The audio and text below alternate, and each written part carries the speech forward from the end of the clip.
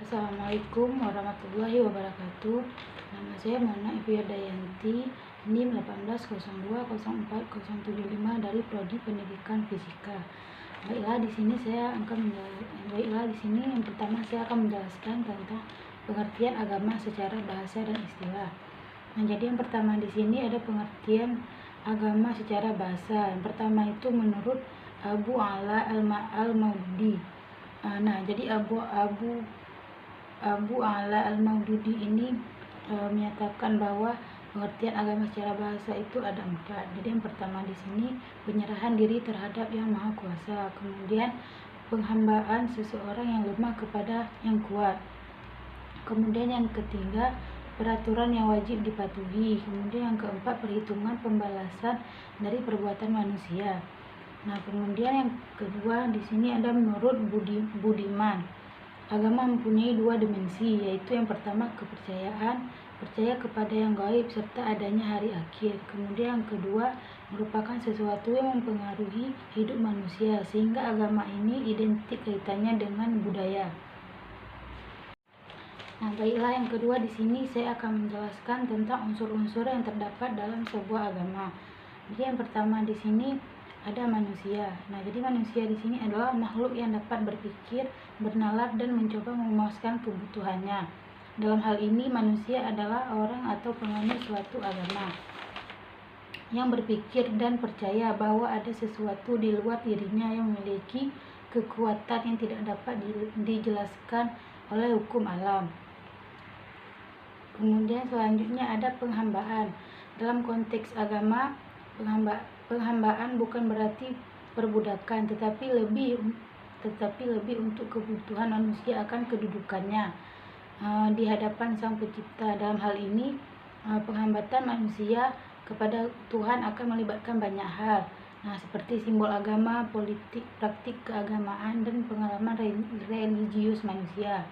Nah, kemudian terakhir di sini ada Tuhan. Pada dasarnya tidak ada kesepakatan tentang konsep Tuhan, sehingga ada banyak konsep tentang Tuhan seperti teisme, deisme, panteisme, dan lainnya. Namun secara umum Tuhan dipahami sebagai roh yang maha kuasa dan prinsip kepercayaannya. Nah, dalam ajaran teisme, Tuhan adalah pencipta dan pengatur semua peristiwa alam semesta. Nah, baiklah, yang ketiga di sini saya akan menjelaskan alasan manusia membutuhkan agama. Nah, jadi yang pertama di sini manusia diciptakan oleh Allah dalam komponen yaitu jasad dan ruh. Yang kedua di sini manusia diciptakan oleh Allah dalam bentuk yang paling sempurna. Karena manusia sudah sangat sempurna dari sisi bentuk fisiknya, maka tentu harus pandai bersyukur. Salah satu bentuk bersyukur itu adalah beribadah kepada Allah. Kemudian yang ketiga di sini manusia diciptakan oleh Allah untuk menjadi khalifah atau pemimpin. Semua manusia adalah khalifah sesuai dengan tingkatannya. Untuk menjadi pemimpin yang baik pasti butuh panduan. Maka Islam sudah menyiapkan panduannya secara detail. Mulai dari bagaimana menjadi pemimpin dalam rumah tangga hingga pemimpin negara. Nah, baiklah, selanjutnya yang keempat di sini saya akan menjelaskan karakteristik ajaran Islam dalam semua bidang. Nah, jadi yang pertama di sini adalah bidang karakteristik ajaran Islam dalam semua bidang. Yang pertama di sini Islam adalah agama tauhid. Nah, jadi Rasulullah SAW bersabda, maka iman kepada pencipta dan alam semesta merupakan kenyataan yang bisa diterima oleh setiap akal sehat. Pencipta itu ialah Allah yang hanya Dia saja yang berhak disembah. Oleh karena itu, kalau memotong hewan atau nazar harus dituju kepadanya saja, terutama berdoa. Nah, kemudian selanjutnya Islam agama pemersatu dan bukan pemecah belah. Islam mengajarkan agar beriman kepada semua utusan Allah yang diutusnya untuk memberikan petunjuk kepada semua manusia dan untuk mengatur kehidupannya, dan beriman bahwa Rasulullah SAW adalah Khatamul Anbiya atau penutup para nabi. Syariatnya menggantikan semua syariat yang sebelumnya. Kemudian selanjutnya ada Islam adalah agama yang mudah, jelas, dan bisa dimengerti. Islam tidak mengakui takhayul dan kepercayaan yang merusak serta falsafah yang sulit. Ia dapat diterapkan di segala tempat dan waktu. Kemudian selanjutnya, Islam tidak memisahkan antara moral dan material. Ia memandang kehidupan ini sebagai kesatuan yang meliputi keduanya.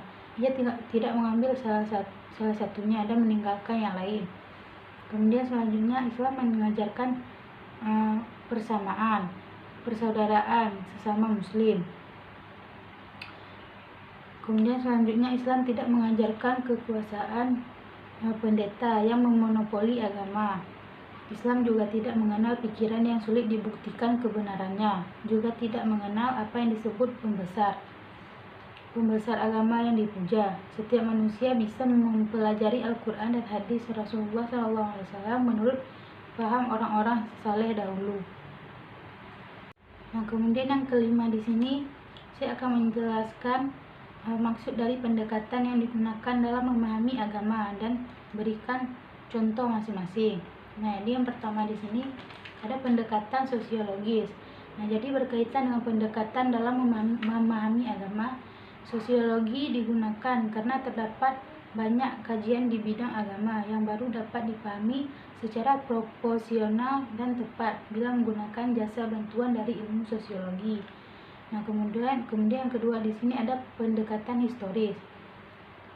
Sejarah atau historis adalah suatu ilmu yang di dalamnya membahas suatu peristiwa masa lampau yang memperhatikan unsur tempat, di mana, waktu atau kapan, objek, latar belakang, perilaku, apa sebabnya dan siapa yang terlibat dalam peristiwa tersebut. Nah, kemudian selanjutnya ada pendekatan psikologis. Nah, psikologi atau ilmu jiwa adalah ilmu yang mempelajari jiwa seseorang melalui gejala perilaku yang dapat diamatinya. Dalam agama terdapat istilah-istilah yang menggambarkan sikap batin individu. Kemudian selanjutnya ada pendekatan teologis normatif. Pendekatan teologis dalam memahami agama menggunakan cara berpikir deduktif, yaitu cara berpikir yang berawal dari keyakinan yang diyakini benar dan mutlak adanya, yang selanjutnya diperkuat dengan dalil-dalil dan argumentasi. Kemudian selanjutnya ada pendekatan fisiologis.